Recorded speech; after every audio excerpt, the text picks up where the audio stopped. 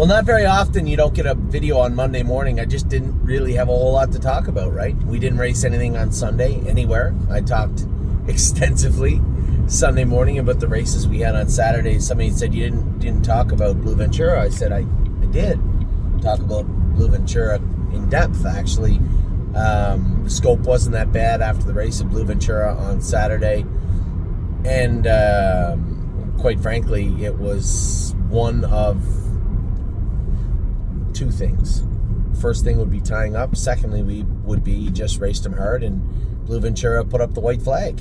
You know, he did that to me a couple of times last year, where if you used him hard leaving or in the first part of the mile, he was really soft on the end.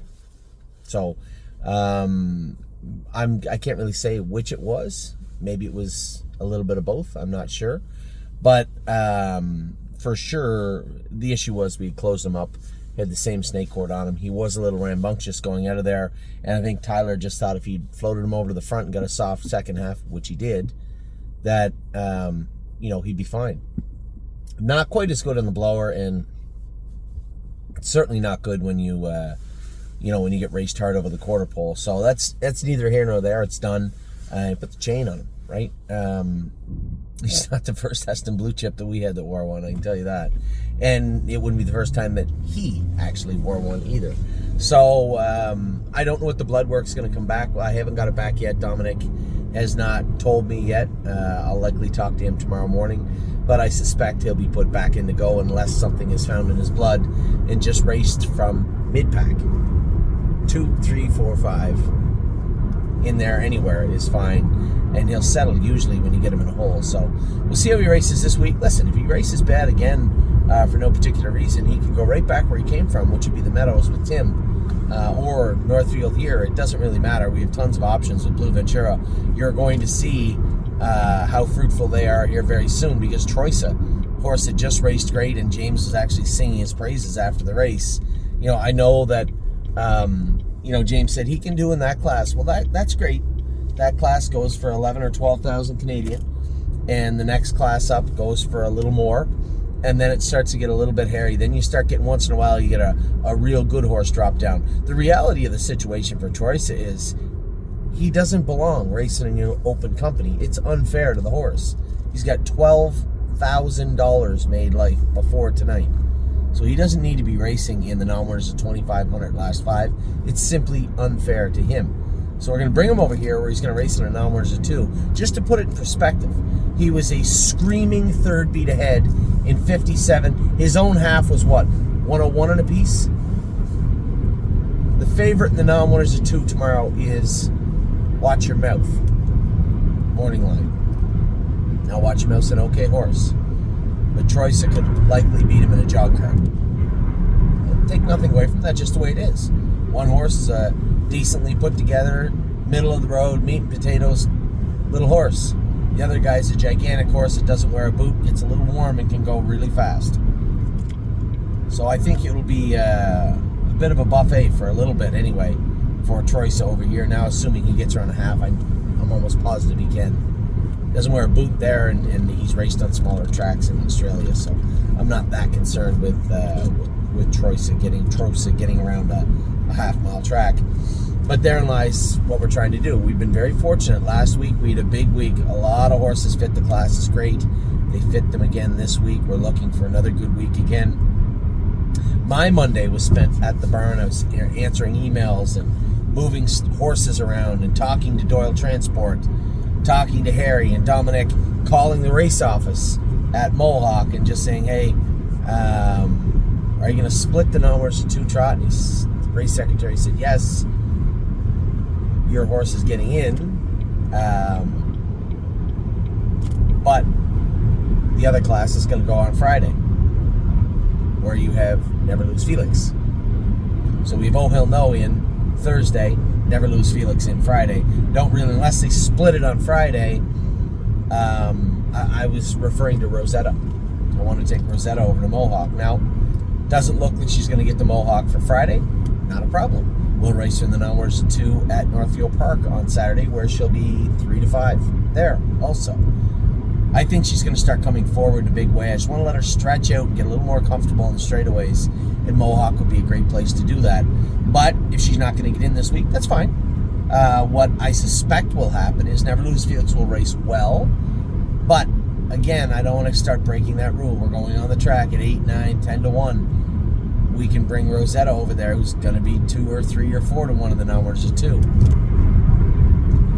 Take Never Lose Felix over to the Meadows, where he will get in because he's Pennsylvania bred. That was a problem with Rosetta this week. She couldn't get in because she wasn't PA owned or bred. Next problem. Looks like Bunny and Spitfire Overseas both fit the Open. Neither are going to get in right away, or neither are going to get in the same class right away. Not racing them together. So I made a little pivot. We're going to send Spitfire Overseas over to Mohawk for 2 or 3 starts. He fits below the Open if they fill that class. Otherwise, he'll race a couple of times in the Open, and then we'll decide where we're going with him. My concern was that Meadows Open wouldn't fill. And if it doesn't, next week, you'll see Looks Like Money in Miami Valley. And I didn't want to see Looks Like Money, Spitfire Overseas, and Yo Mister potentially around the same classes. So I was trying to be a little proactive, be ahead of the curve. Sent Spitfire Overseas over to Mohawk. He's going to race next weekend, next Monday actually, at Mohawk. Tomorrow we enter for Time Is On My Side in the Open at the Meadows. Now it's been filling. On the off chance he doesn't get in, he too will be going to Mohawk for Saturday. That's a problem though. Have to call the race office again, talk to Dominic, have to talk to the race secretary and just say, hey, where are you planning on putting Arson? Well, if Arson has to race in the Open, we won't be able to bring money or bring Time Is On My Side over there. I don't think there'll be a problem anyway. I think Time Is On My Side will get in for sure at the Meadows on Friday. Now, personal problem for me is that Ollie theoretically could go back for baseball practice on Friday.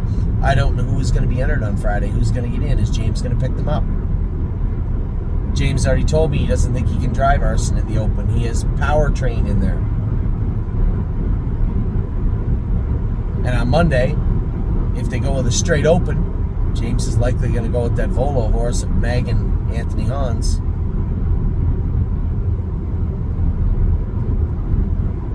Now, listen, my services aren't needed. Time Is On My Side might vote for me not to drive this week, actually. And he might get that vote. He's in Friday and he's on my only drive Friday at the Meadows. He may very well get my vote. Ronnie's there, Aaron's there. Now, if it's the Open, Aaron will have Bill Berkery's. Ronnie will have one of Ron Burke's. Hunter will have probably the other one of Burke has too. Something in there. So we'll see. We'll see how that plays out. But that's all rattling around in my head. I got my staking finished today. I made a few amendments today to the staking. Nothing major. I did put Time Is On My Side in the graduate. I did not put Arson in there for the simple reason the graduate races all race at the same time in Kentucky. And I just can't for the life of me think that there would be a reason to leave Kentucky to go race in the graduate. He's good enough to race in the graduate. He's good enough to race in Kentucky. I was just looking at the revised statement. Who did I change? Arrowhead Hanover, I added something to him. I think it was just one of those like Simpson or something that I missed. Foxy Seaside, I did. James was very high on Foxy Seaside. Now, to be fair, we will get another look at her. What's today? 10, 11, 12, 13, 14. Right on the line. I did put her in the Natty LaBelle in the Meadows. No, in Scioto. So she is entered in the Natty LaBelle. It made sense to me. I put Gorgeous Package in there too. There's a gap in their schedule right there. She's coming into the year with 4 wins. I suspect she's going to have some wins added to that before this Natty LaBelle race ever goes.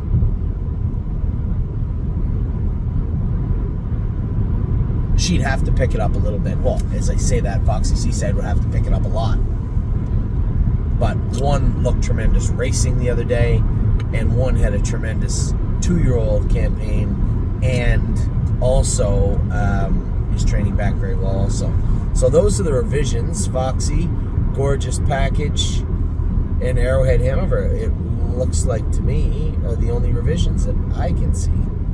Oh wait, there's more down here. Jailbird Jog, I revised something on her. I added her somewhere. I took this horse out of a stake race and added Rico Tubbs somewhere also. Time is on my side to the graduate. So that's what took place this afternoon. So I'm working on shipping. I'm working on staking. I'm trying to answer emails. I'm trying to talk to everybody. All the while, I only went with a few horses today that I wanted to go with. I went with Megan's Lucky Day. Just jogged her an open happy bridle. She was happy. She was quiet. Good. Who else did I jog? I jogged a couple of horses. Hanger 1. Getting better. Still a little stubborn. That's going to continue. He was just castrated 2 weeks ago. That'll likely continue for a couple of weeks. And then I suspect you're going to see Hanger start to come forward in a big way. Now, every horse, no, not every horse. Most every horse is training tomorrow morning. All the 2-year-olds train. All the 3-year-olds will train on Wednesday. We're getting a number of sophomores ready to go.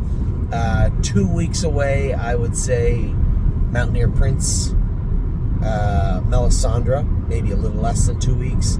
Leggy is racing. Denson by myself arrives tomorrow afternoon. He'll train on Wednesday. Captain Incredible is going to train easy with Grand Old Chap. I'm a Trucker. Should only be 2 weeks away, the way he trained the other day. Jimboree also 2 weeks away. Grand Slam Dio 2 weeks away. Those are horses that are 2 weeks away. And not long behind them, March 1st, the deadline, I would like to have Arrowhead Hanover, Aunt Lily, Freedom Hill, Gorgeous Package. Those horses ready to roll somewhat. I think that's it. Yeah, that's it. Now, what scratches we have tomorrow? We have, they're way here at the bottom. We don't have, had to know. Just because he had that dirty foot separation, it's cleaned up good. He jogged good on it today. We are going to give him at least one more training day off of just jogging. He's the only scratch. Everybody else is training tomorrow. Should be a good week here at the stable. Starting tomorrow. Well, it already started. Starting tonight. Tomorrow we have everybody training and all the horses going. Drebin was great tonight. I asked James point blank and Dominic, I said, how was Drebin? You know, I did pay him into that series coming up. You know, do you want to give him a little break? And James said, geez, you do what you want. He said, but he was really good tonight. I think if James had been where Billy was, he was not coming off the virus and not, you know, a little bit sick last week, he would have been on the move behind Perfetto and he probably would have won the race. But instead, he played it safe, which is fine. I understand why he did that, and I actually support it. Horse raced good in the last 100 yards. He was closing in on them. I thought he raced well. Then JK Victory, Jason and Kane were right. There is no debating that. The horse went out, raced great. Never is he good first over. But first over on a half? Not very often. JK Victory raced great tonight. Second in 53 and 3, pace 54 and 1 on an icy, slippery, icy track tonight. I thought the horse raced out of his skin. We had a very good night. Drebin, a lot of question marks, answered them all. He wasn't that far off at the winner's circle tonight. Just got beat, fourth, beat 3/4 of a length. JK Victory was awesome, finishing second in 54. I'm a little bummed out that he can't race in Miami Valley. You know, you're just down the road, you get all that money to race for, and he just doesn't get around the track very good. Okay? And Trosa raced out of his skin to finish third, just beat at the wire at Mohawk, and I think that might be his last defeat for a while, where he's going. He'll show up at Northfield Park, the Meadows, Miami Valley for the next little while, and then you know what? Later on, he'll fit the classes that they're actually asking him to race in right now, and I have no problem if Daniel wants to, just sending him back to Mohawk for the spring into the summer. Tons of speed, lots of ability, and just scratching the surface with this guy. Tomorrow, we have 2 horses picked to win. It's looking like a great week. So far, on paper, Tenacious Hanover coming off a huge mile. He's picked to win. Watch Your Mouth coming off a good mile. He's picked to win. This will likely be the swan song for Watch Your Mouth at the stable as he has to move up in class. And then we go into Wednesday. Irresistible Sun, I think, my only drive at the Meadows. he's not in, is no cakewalk. It's a tough spot. He's 7-2 morning line. Yo Mister's in the backup class. He's 7-1, which I think he was like 10-1 or something last week when they canceled. Cadeau picked to win. Century Legion, even money morning line, picked to win. Memory and Imagination, Rail, picked to win. Mounds for All, I believe, picked to win. Tech Song Soprano, the next day, picked to win. We got a great week ahead. This is exactly what I want to see when you're looking at the lineups moving ahead. Horses in where they can do some damage. So we had a great night tonight. Not a fantastic, a great night tonight. Drebin was good. Trosa was good. JK Victory was good.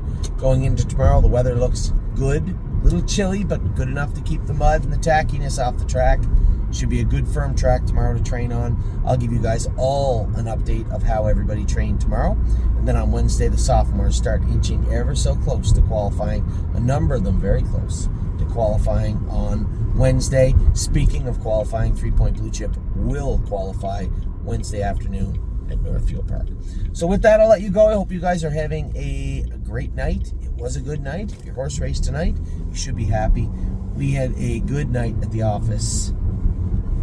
Looks like we get some fireworks coming the rest of the week. Take care.